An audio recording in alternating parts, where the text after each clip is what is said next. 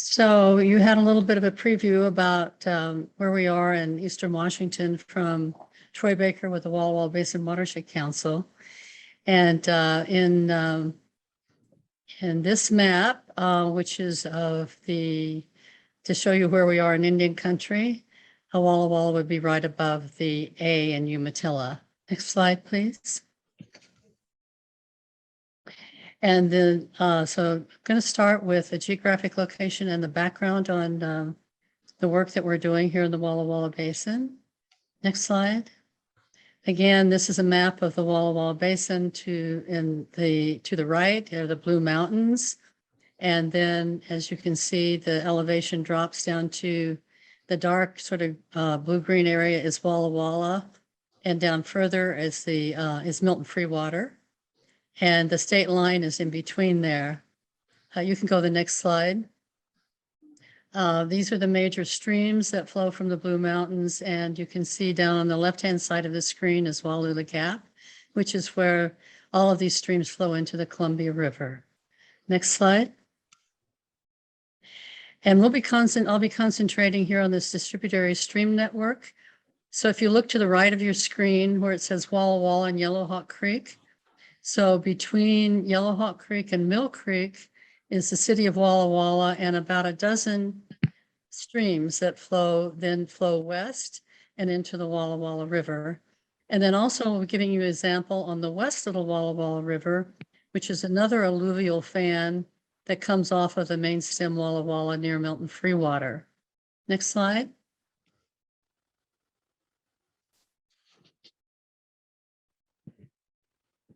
Next slide, Kayla. Okay. This is an example of the streams in the upper watershed and where there is salmon spawning. And these are healthy streams. And the problem for the fish is getting from the upper watershed and out to the Columbia River. Next slide. So one of the problems that we have in Eastern Washington and like many areas in the West is we have extreme variations in flows. On the left is the Walla Walla River in the late summer, which is, you can see the flows are very slow. On the right is Yellowhawk Creek in February of 2020. This is actually a restoration project area that we had begun working on, and then we finished after the floodwaters had receded in 2021. Next slide, please. This is just a graph showing you from 2014 to 2019, the comparison of daily flows. This is in Milton Freewater. And you see the big spikes in flows, we call these flashing flows in this part of the world. And we have to deal with these low flows in these in-between months. Next slide. So this is really, I'll be talking about to you about the consequences of the way the water flows and when it doesn't. Next slide. One of the consequences and one of the reasons that we do, the main reasons that we do the work is that mid-Columbia steelhead and bull trout are listed as threatened under the Endangered Species Act. Next slide. And then the next section is why these tiny streams, spring-fed creeks and tributary streams are important for water quality and for fish restoration. Next slide. So when we do our projects, we monitor upstream and downstream on our projects to determine whether or not there's any difference in the temperatures.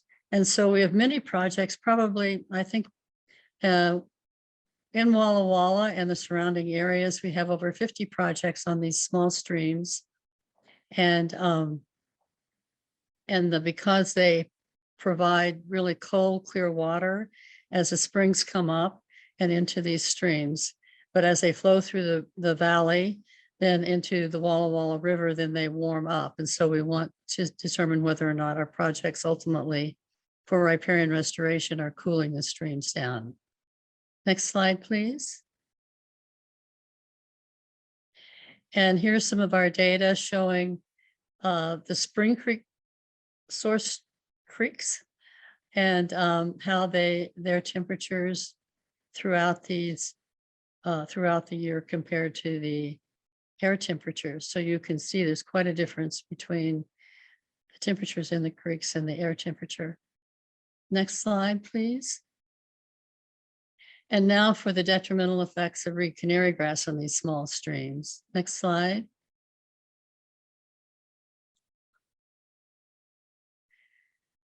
As I think anybody who's working with reed canary grass knows that because it clogs up the streams, it slows down the flows, increasing sedimentation. So the streams silt up, that reduces the dissolved oxygen and then raises the water temperature. Next slide, please. So here is an example of the West Little Walla Walla River, which is a spring branch of the main stem Walla Walla River. And this is actually at high flows. And this slide is, you can go ahead, Kayla. This slide actually is one of our temperature loggers in the same area in August. So you can see how the flows are greatly diminished over the season. Next slide. And we have a number of these streams. And this is in Walla Walla. This is actually part of a school district baseball field. Next slide. This is a private home that we did restoration on. And this is actually the back of a Walmart in the background. And because of the way that the creek was flowing, that was flooding the houses below this property. So we went to work and repaired this stream. Next slide, please. And then this is just a private land. Actually, this particular project was a young couple who were very environmentally connected. And this is their property before they started building a house on it. And we completely restored their property as well. And then this again is another example. This is a pond that is spring fed, and from the pond, water flows into Yellowhawk Creek. And the temperatures in this are all year round. The spring that flows into this are very low. Next slide. So here are some of the ways in which we've been tackling reed canary grass for riparian restoration. Slide. And this is a video of a bush hog that a crew from the corrections facility, which I work with, is using to do the first cut of mowing in the of reed canary grass. Next slide. Can you go to the next slide? And this is an example of the country club, Walla Walla Country Club golf course. And I can't apologize for the lack of shade on the stream. They've planted a number of trees, but they absolutely refuse to put any shrubs along the creek because they're worried about their golf balls getting into the creek and not being able to find them. So in the beginning, this was on the left-hand side was a reed canary grass, which we actually dug out of the creek. And then after that, the crew at the country club used weed eaters, and every week they went along the stream banks and weed eated it right down to the turf, right down to the edge of the stream. And after a while, the turf grasses took over. So if you have the labor to do something like that, that's mowing, and weed eating can actually eventually get rid of reed canary grass. Next slide, please. So one of the ways that we work on these little streams is actually to physically remove the reed canary grass from the screen to start. Next slide. This is what this property looked like in the beginning. And this again is this is actually a rental home, but the property owners were very willing to let us work on this creek. And fortunately, the people who lived in the rental home were also very good about watering this. As you can see, their lawn is not ideal. Well, it is ideal if you're saving water, but it's not ideal if you want lawn. Next slide, please. And this is the stage at which the crew is digging the reed canary grass out of the channel, and then hauling it away. We hire a dumpster from the city, and actually it's fairly expensive when it's wet to haul off, even if you take it to the composting facility. And then after we do that part, then after it's dried out, then we just weed it clear down to the dirt. Next slide, please. And this is just an example of a small amount of trash that we pull from these streams in town. We found old tires, fences, fence posts, you name it. We found it in these streams, which is very unfortunate. Next slide, please. So then the next thing we do is we wrap the creek in reed canary, wrap the creek in weed barrier cloth, because it concentrates the sun, retains moisture, and then reduces the emergence of the reed canary grass by killing the roots, particularly if you do it in the spring and it sits there all summer long. Okay, next slide. And then this is the weed barrier cloth with the plants planted. One of the things I do is I almost always use potted plants. It's just more successful, has been, and on these small projects, I think it's economically viable. So if you'll notice, we've wrapped the creek clear down to the water's edge. And what that does is it prevents the reed canary grass from re-emerging along the water and then refilling up the channel. Next slide. And then this is the stream bed after we remove the reed canary grass. So you can see it was a rocky bottom and is free flowing and looks pretty good. Next slide. This is some of the wildlife that we found here in this creek. There's some brook lamprey, if you can see at the bottom, sort of the top of the bucket at the bottom, and then very large crayfish. Next slide, please. And then when we plant the plants, we can't see it very well in this picture. Not only do we plant them, but we use a method where we double the reed canary grass around the plants underneath the pots, or underneath the plants. And that also prevents the reed canary grass from coming up around the plants. Next slide, please. And then this is a year later to show there's a good viability. And I don't have more recent slides, but I can tell you this whole area is covered with tall plants, and there's no reed canary grass growing in this channel now. Next slide, please.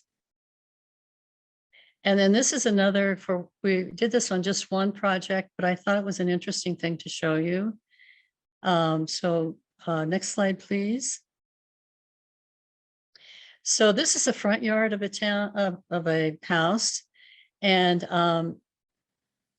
again, these people were a couple of artists who actually wanted to be more sheltered from the street. So rather than putting up arborvitae, they worked with us to create a native plantings in this lawn. So, and you may ask, well, what's the value of a creek that looks like this? It's totally urbanized. But I can tell you, I know a man who grew up across the street and who fished for trout in this stream. And this is Stone Creek. And the springs come up all along this creek, and it stays cold all summer. And we've seen trout even in the lower reaches of this creek. So we removed the lawn turf. And the landowner just put an ad in the paper and people came and hauled away the turf. Next slide, please. And then we planted native plants. We put in the weed fabric and planted native plants. Next slide, please. And then we covered it with compost. A lot of people in these urban areas don't like to look at the fabric. This is one of the alternates you can do to looking at the fabric. And we seeded native grasses in the compost. Next slide, please. And this is a year later. So you can see the native grasses did really well. The plants are doing really well. And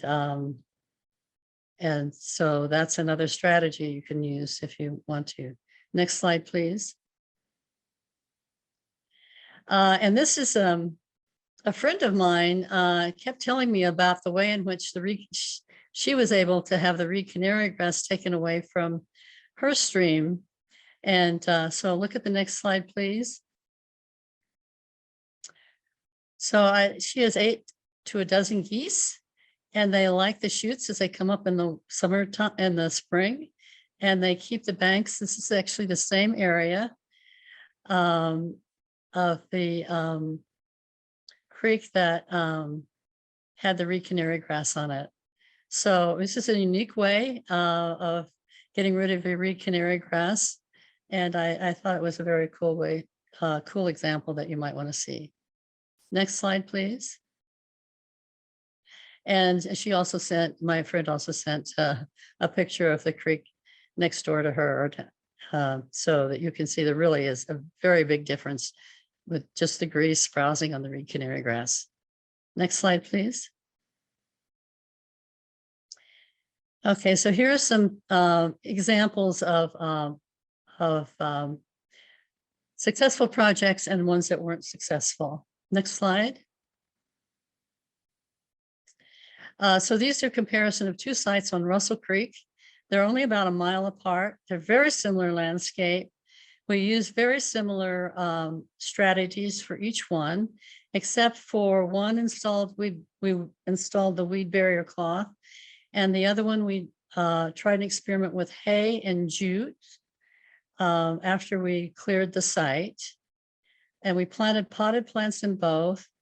The landowner watered the first year and maintained the plantings, and we had no landowner maintenance on the second property. Next slide. So this is a really deep ravine on Russell Creek. It's very incised, but in 2019, this whole site flooded and almost took out this covered bridge. And this is just the before. I'm getting a lot of questions in the chat, which I'll be happy to answer later. So I'll just continue with this now. Next slide. And then here we are, here's the crew again. So we're applying the same technique of wrapping the creek and then double, and I'm going to show let's see, in the chat, there should be documents to show you how to double the weed barrier cloth around the plants. So next slide, please. And this is the next spring. And you can see it's very successful. And it's been, there were trees here. These are remnant locust trees from a long time ago, but there weren't any, really no. Next slide, please. Somehow this got switched. I'm not sure what's happening.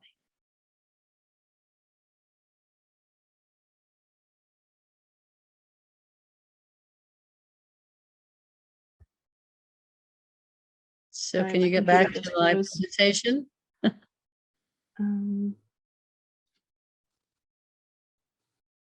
Judith, my computer just froze. I'm really sorry. Oh, okay. Do you have several slides left? Very many slides left? I can bring it up on mine. Yeah. Please. Sure.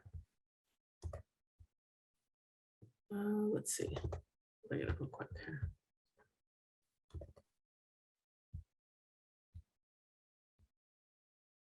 All right, where were we?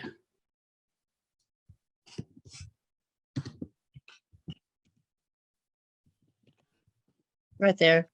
Right here. 48, yeah.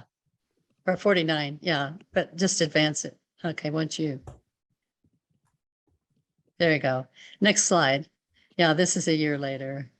And also when I drive past now, you can't see the covered bridge from the road. These are all photos from the road. It's just completely filled in. Next slide, please. And this is the second site, which is very similar. This is an abutment from the street, so I'm looking at this from the street.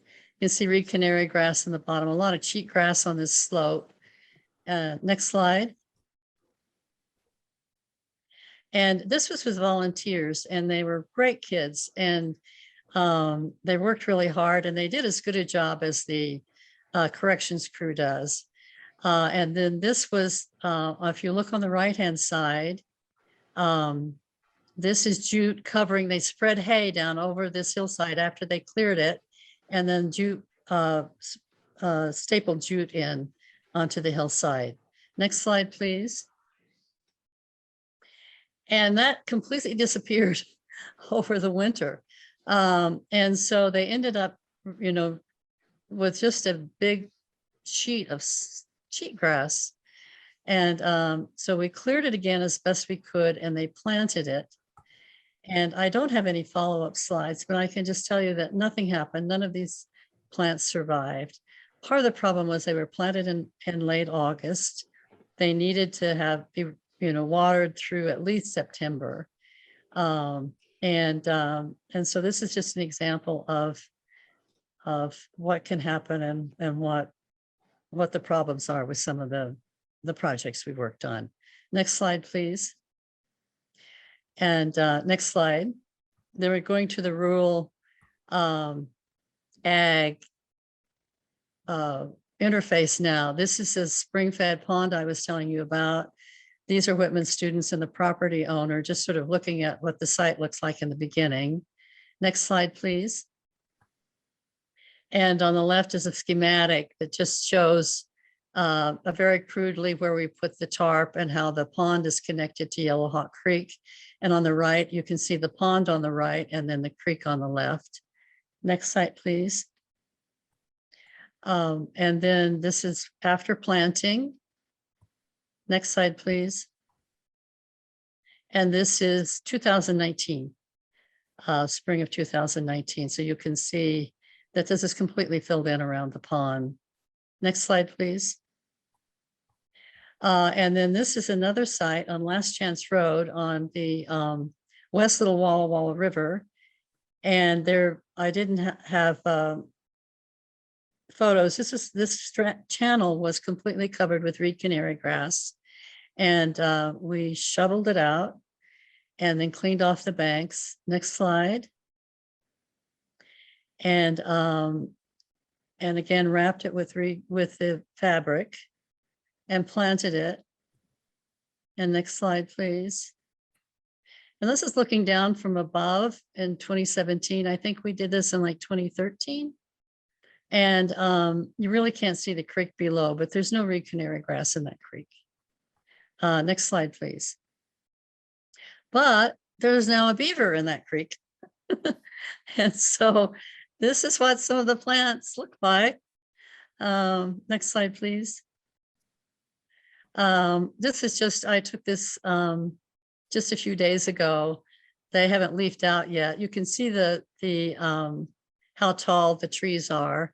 And then on the right-hand side is on the very far right-hand side, you can't really see it, is the beaver dam, but you can see this water's backed up behind the dam.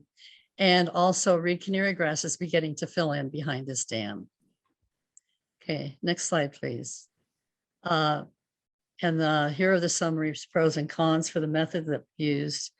You can do all this with hand tools on small streams if you have the proper labor. And we did a lot of projects with volunteers. Adequate funding is necessary for the purchase of materials because the fabric and the staples and potted plants are more expensive than some other things, other ways that you can do restoration. It's very helpful if you get maintenance from the landowners. And something that would be really great would be long-term monitoring, reporting, money for long-term monitoring and reporting and maintenance. Next slide, please. So you can remove this plant debris from the streams, but you have to do it at the appropriate time of year and use permits if they're required. So you want to be careful about that. And this weed barrier fabric is really effective, except it's plastic. And so it's really problematic for all the reasons that we're learning about plastic. If there are alternate methods of physical biodegradable weed barrier materials, they're certainly preferable if they're available and you can use them on either a small or fairly large scale. And then you have to be careful when you plant in agricultural sites because they're susceptible to deer and other beaver and other wildlife browsing. Next slide, please. And just a thank you to Heather and my other committee members for organizing this. And also a thank you to our partners and funders.